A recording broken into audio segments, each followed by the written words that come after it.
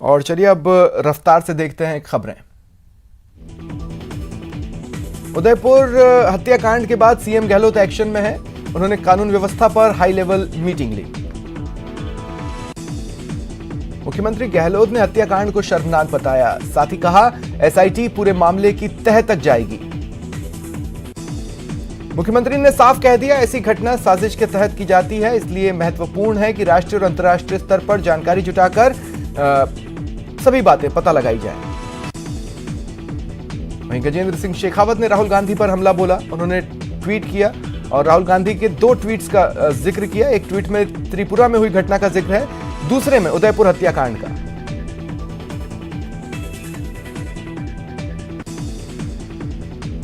गजेंद्र सिंह शेखावत ने कहा, राहुल जी को नफरत केवल हिंदुओं में दिखाई देती है, अतः वे हिंदू शब्द का टारगेटेड इस्तेमाल करते हैं। उनके लिए हिंदू हमारे भाई नहीं हैं। बीजेपी ही नहीं, कांग्रेस को अपने भी घेर रहे हैं। आचार्य प्रमोद कृष्णम के बयान को आधार बनाकर बीजेपी प्रदेश सरकार को घेर रही है। बीजेपी ने कहा, कांग्रेस दूसरों पर आरोप मढ़ रही है जो गलत है। चिकित्सा मंत्री प्रसादी लाल मीणा ने उदयपुर हत्याकांड को लेकर बड़ा बयान दिया, बीजेपी को जिम्मेदार ठहराया और इस पर बीजेपी ने पलटवार किया। बीजेपी प्रवक्ता रामलाल शर्मा ने कहा, प्रदेश सरकार अपनी गलतियों से बचने की कोशिश कर रही है। उन्होंने कहा, अपराध होने से पहले ही अंकुश लगाया जा सकता था, लेकिन कांग्रेस वोट बैंक की राजनीति में जुटी है। इधर घटना की मुख्तार अब्बास नकवी ने भर्त्सना की। नकवी ने कहा, इस समय सियासत की जरूरत नहीं, सांप्रदायिक सौहार्द की जरूरत है। केंद्रीय कृषि राज्य मंत्री कैलाश चौधरी ने प्रदेश सरकार पर निशाना साधा। कहा, उदयपुर की घटना के पीछे कांग्रेस का हाथ होने की संभावना है। उन्होंने कहा, अगर गहलोत सरकार पहले ही घटना को रोकने का काम कर लेती तो इस तरह किसी मासूम की हत्या न होती।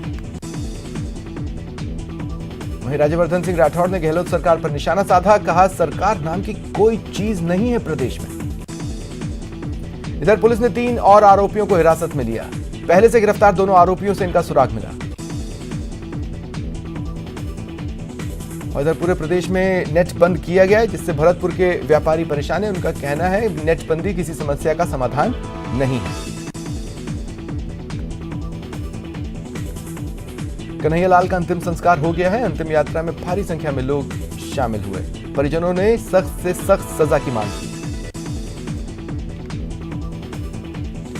और हत्याकांड के विरोध में डूंगरपुर जिला बंद रहा। कई संगठनों के लोगों ने प्रदर्शन कर रैली निकाली। संगठनों ने राज्यपाल और मुख्यमंत्री के नाम ज्ञापन सौंपा और हत्यारों को बीच सड़क फांसी देने की मांग की। इधर डूंगरपुर जिले के लोगों में भारी आक्रोश दिख रहा है, जिसके बाद जिले के सबसे बड़े व्यापारी संगठन चैंबर ऑफ कॉमर्स, विभिन्न हिंदू संगठनों और बीजेपी की ओर से आज बंद का आह्वान हुआ। सुबह से ही बाजार नहीं खुले। जिला प्रशासन और पुलिस मुस्तैद रहे। शहर समेत आबादी वाले स्थानों पर चप्पे चप्पे पर पुलिस बल तैनात है। टोंक पुलिस भी विशेष सतर्कता बरत रही है। पुलिस ने पूरे शहर में कई मोबाइल टीमों को अलर्ट पर रखा है। कल शाम से गश्त चल रही है। थानाधिकारी और एएसआई लेवल के पुलिस अधिकारी गाड़ियों से शहर में गश्त कर रहे हैं।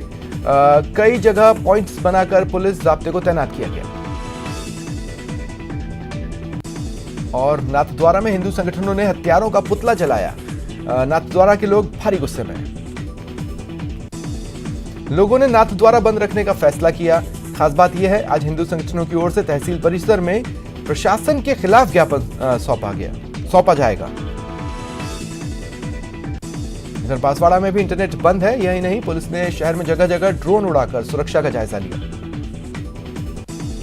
संभागीय आयुक्त के आदेश पर बांसवाड़ा और संभाग के सभी जिलों में अगले 24 घंटे के लिए इंटरनेट बंद है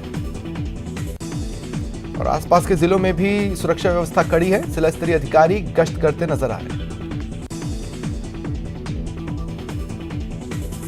और लोगों में भारी आक्रोश है। हत्यारों के खिलाफ सख्त कार्रवाई की मांग उठ रही है। छोटी सादड़ी में भी नारेबाजी कर वाहन रैली निकाली गई। लोगों ने राष्ट्रपति के नाम एसडीएम को ज्ञापन देकर कड़ी कार्रवाई की मांग की। इसमें कहा गया, मृतक को जान से मारने की धमकी पहले से दी जा रही थी, जिसकी शिकायत मृतक ने पुलिस में की थी। पुलिस ने कार्रवाई नहीं की, जिसके कारण आरोपियों के हौसले बुलंद हुए। ज्ञापन में दोषियों को फांसी की सजा की मांग उठाई गई। और अजमेर में भी पुलिस और प्रशासन ने एहतियातन इंटरनेट सेवाएं बंद की हैं। कानून व्यवस्था बनाए रखने के साथ ही किसी तरह की अफवाह न फैले, इसलिए सभी थाने की पुलिस को फील्ड पर उतारा गया। और सिरोही के रेवदर में बाजार बंद है। भाजपा के साथ विभिन्न हिंदू संगठनों के कार्यकर्ताओं ने बंद करवाया। भरतपुर में चप्पे चप्पे पर पुलिस तैनात है। धार्मिक स्थलों पर विशेष निगरानी है। साथ ही सभी थानाधिकारी और पुलिस के उच्च अधिकारी गश्त कर रहे हैं।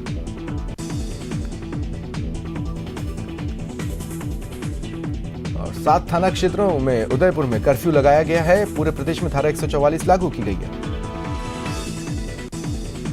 इंटरनेट सेवा आगामी आदेशों तक बंद है। जिला मजिस्ट्रेट के आदेश पर धारा 144 लागू कर दी गई है। शहर में वाहनों की आवाजाही भी काफी कम रही।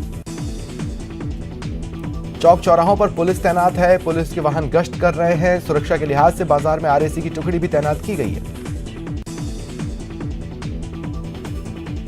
और तमाम सावधानियों का अच्छा खासा असर सड़कों पर दिखाई दे रहा है। लोग कम ही बाहर नजर आ रहे हैं। और करौली में पुलिस प्रशासन अलर्ट मोड पर है। शांति व्यवस्था बनाए रखने के लिए कोतवाली थाना परिसर में शांति समिति की बैठक हुई। बैठक के दौरान समिति सदस्यों ने शहर में पुलिस गश्त बढ़ाने, यातायात व्यवस्था दुरुस्त करने, अंधेरे स्थानों पर गुड लाइट की व्यवस्था करने और सोशल मीडिया पर नजर रखने के सुझाव दिए।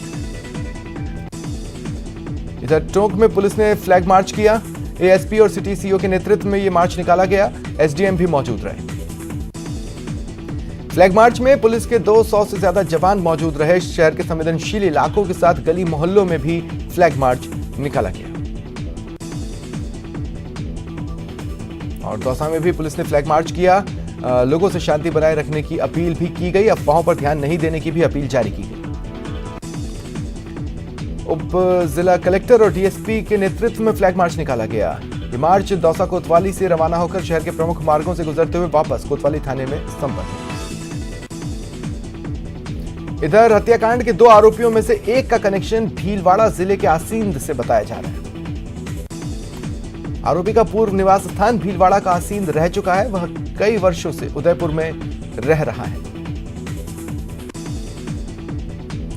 हालांकि हमलावर काफी समय से आसींद से नाता तोड़ चुका है। यहां से तार जुड़े होने के बाद पुलिस अलर्ट है। आरोपी के रिश्तेदार ने बताया 2002 से ही आरोपी ने आसींद छोड़ दिया। उसके बाद वापस नहीं आया। भरतपुर के सबसे बड़े जनाना अस्पताल में प्रसव के लिए आई एक प्रसूता की डिलीवरी के दौरान मौत हो गई। परिजनों ने हंगामा किया और डॉक्टरों पर लापरवाही के आरोप लगाए। परिजनों ने बताया वो प्रसूता को जनाना अस्पताल में प्रसव के लिए लाए थे, जहां डॉक्टरों ने चेक करने के बाद कहा नॉर्मल डिलीवरी हो जाएगी और प्रसव के लिए भर्ती कर लिया। रात को तबीयत बिगड़ी, इसके बावजूद डॉक्टर ने रेफर नहीं किया और फिर सुबह करीब 5 बजे प्रसूता बेड पर मृत मिली। बाड़मेर पुलिस ने एक आरोपी को गिरफ्तार किया। ये नाबालिग को लेकर फरार हुआ था। बताया जा रहा है आरोपी 1 जून को नाबालिग को भगाकर ले गया। इसके बाद नाबालिग के परिजनों ने पुलिस में रिपोर्ट दर्ज कराई।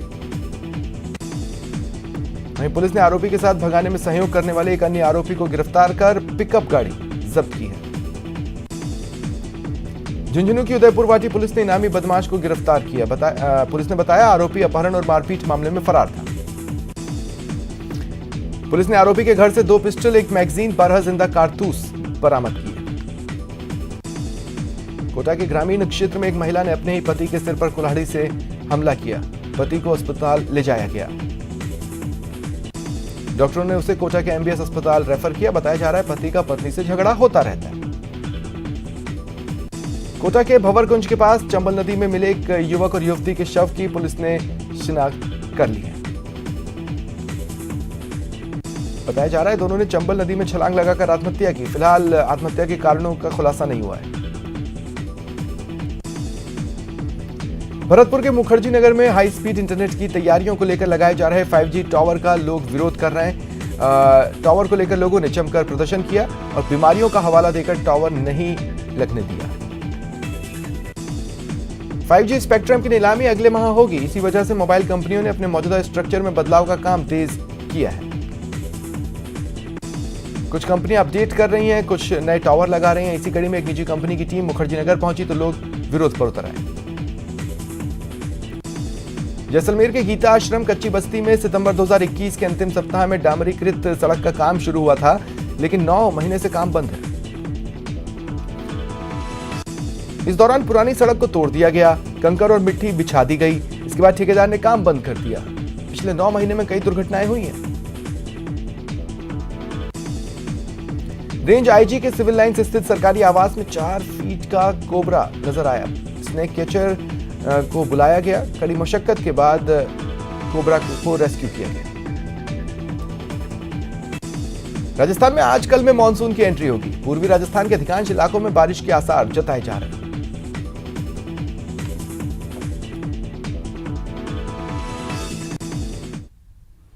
फिलहाल इतना ही। नमस्कार।